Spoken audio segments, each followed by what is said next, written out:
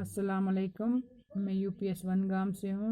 7वीं के बच्चों को आज उर्दू पढ़ा रही हूँ। हमारा आज का अनवान है श्री रामचंद्र जी। Page number 37।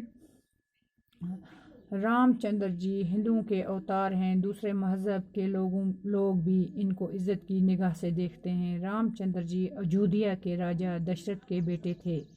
राजा दशरथ की 3 रानियां थीं, कौशल्या, केकी और सुमित्रा। इन रानियों से 4 बेटे हुए, रामचंद्र जी, भरत, लक्ष्मण और शत्रुघ्न। रामचंद्र जी बड़ी रानी कौशल्या के बतन से थे, भरत केकी से, जबकि लक्ष्मण और शत्रुघ्न सुमित्रा से पैदा हुए। इनमें रामचंद्र जी सबसे बड़े थे। वो बड़े नेक, बहादुर और अक्लमंद थे। दस्तूर के मुताबिक राजा के तख्त का वारिस बड़ा बेटा हुआ करता था। राजा दशरथ भी अपने बाद अपना राजपाट रामचंद्र जी को ही सौंपना चाहते थे। जब केकी को राजा दशरथ की इस ख्वाहिश का पता चला तो वो बड़ी खफा हुई। वो नहीं चाहती थी कि इनको सौतीला बेटा रामचंद्र जी अयोध्या पर राज करे। वो अपने हकीकी बेटे भरत को राजगद्दी पर देखना चाहती थीं। बेटा, इससे आपको यही लग रहा है कि ये जो उनकी सौतेली माँ थी रामचंद्र जी की, वो नहीं चाह रही थी कि मेरा और कोई बेटा इस मेरा ही बेटा जो उनका बेटा है भरत, वो सोच रही थी कि वही इस गद्दी पर बैठे। केकी ने एक बार राजा की जान बचाई थी, जिसके बदले में राजा ने इनकी एक मांग पूरा करने का वादा किया था। केकी ने इस मौका को गनीमत जाना और मांग की कि रामचंद्र जी को 14 बरस का वनवास दिया जाए और भरत को गद्दी पर बिठाया जाए। राजा दशरथ चूंकि वादे के पक्के थे, इसलिए इन्हें केकी की ये जिद पूरी करना पड़ी। राजा दशरथ ने रामचंद्र जी को मजबूरन वनवास का हुक्म दिया। रामचंद्र जी फरमाबरदार थे। नेकी, ईमानदारी और सच्चाई का जज्बा इनके दिल में बदरजा आत्म मौजूद था।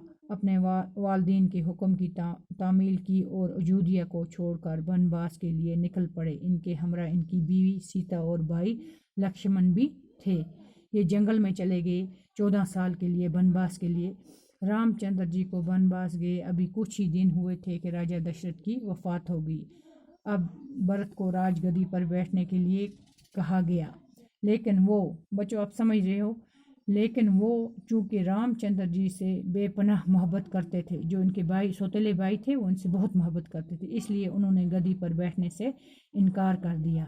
वो रामचंद्र जी को ढूंढने निकल पड़े। रामचंद्र जी अपने बाप का हुक्म पूरा करना चाहते थे, इसलिए उन्होंने भरत की फरमाइश ठुकरा दी और अयोध्या वापस आने से इनकार कर दिया। भरत को मायूसी हुई। भरत रामचंद्र जी की खड़ाएं अपने साथ लाए। इन्हें गद्दी पर रखकर रामचंद्र जी के नाम से राज करने लगे। इधर रामचंद्र जी सीता और लक्ष्मण के साथ वनवास के दिन गुजार रहे थे।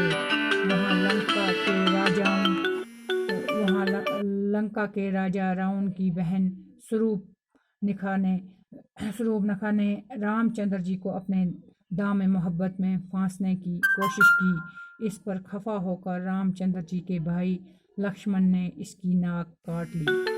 ये देखकर रावण को गुस्सा आया और वो भेष बदलकर जंगल में रामचंद्र जी की कुटिया के पास पहुंचा। फिर सीता को जब अकेला पाया तो वहां से इसको उठाकर लंका ले गया। जब राम और लक्ष्मण वापस कुटिया के पास पहुंचे तो उन्होंने सीता को कुटिया से गायब पाया। वो बहुत बेचैन हुए। हर तरफ तलाश के बावजूद सीता का कुछ पता न चला। आखिर हनुमान जी के जरिए मालूम हुआ कि लंका का राजा रावण सीता को उठाकर लंका ले गया। रामचंद्र जी अपने भाई लक्ष्मण और बंधुओं के राजा सुग्रीव को लेकर लंका पहुंचे। वहां रावण के साथ खूनरेज जंग हुई। इस जंग में रावण को शिकस्त हुई और मारा गया। ये जंग हमें बदी पर नेकी की याद दिलाती है। अब रामचंद्र जी और लक्ष्मण सीता जी को लेकर अयोध्या पहुंचे। इनके अयोध्या पहुंचने पर बड़ी खुशी मनाई गई और दीपमाला की गई। भरत ने राजगद्दी रामचंद्र जी को सौंप दी और रामचंद्र जी राजा बनकर तख्त पर बैठ गए और राज करने लगे। हमारे मुल्क के दो त्यौहार दशहरा और दीपावली रावण पर रामचंद्र जी की फतह और अयोध्या वापसी की याद में मनाए जाते हैं। बच्चों, इसके साथ ही हमारा आज का सबक खत्म हुआ। आगे हम इसके सवाल जवाब करेंगे।